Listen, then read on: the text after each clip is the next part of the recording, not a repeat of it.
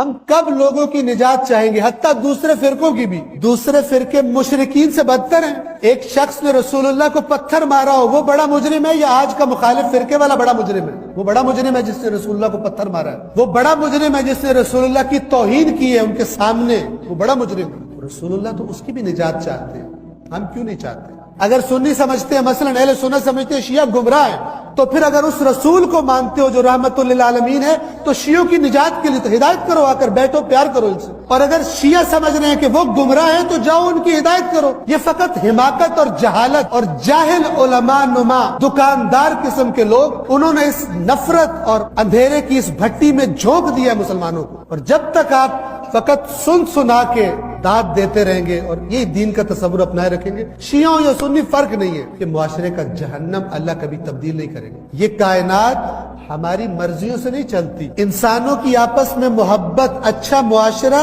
ہماری آرزوؤں سے پیدا نہیں ہوتا، اللہ نے کچھ قانون بنائے ہیں۔ اگر معاشرے کو بہترین معاشرہ بنانا ہے تو اللہ فرماتا ہے میرا رسول اسوہ حسنہ ہے۔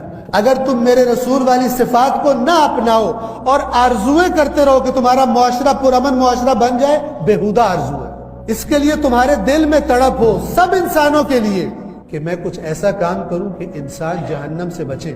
کتنی تقاریر ہوتی ہیں، کتنے پروگرامز ہوتے ہیں جی پرامن معاشرہ کیسے قائم کیا جائے۔ رسول اللہ کی سیرت اسوہ حسنہ ہے۔ اور سیرت فقط زبان سے کہہ دینے سے، میں نے بیان کر دیا، آپ نے سن لیا، لیکن یہاں سے نکل کے پھر بھی خواہش ہے دوسرے جہنم میں جائیں، اس معاشرے میں کبھی امن قائم نہیں ہوگا۔ اسی سے فرقہ وجود میں آتا ہے، اسی سے فرقہ واریت وجود میں آتی ہے، اور اسی کو اللہ نے قرآن میں اپنا عذاب کہا۔ قرآن کی آیت ہے، اللہ قدرت رکھتا ہے، جب تم اس کی تعلیمات کو چھوڑ دو، جب تم اس کے نبی کو فالو کرنا چھوڑ دو تو پھر اللہ اس پر قدرت رکھتا ہے۔ اللہ کی کسی کے ساتھ کوئی پارٹی نہیں ہے۔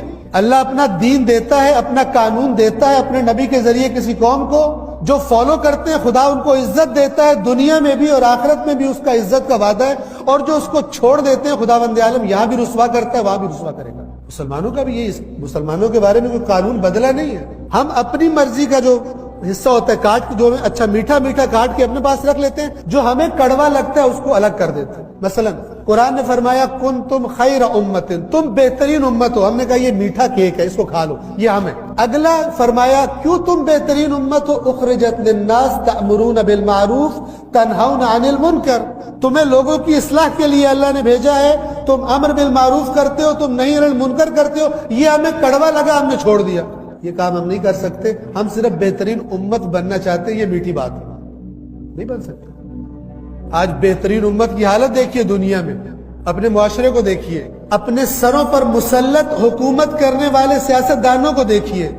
یہ کیوں سروں پہ مسلط ہے؟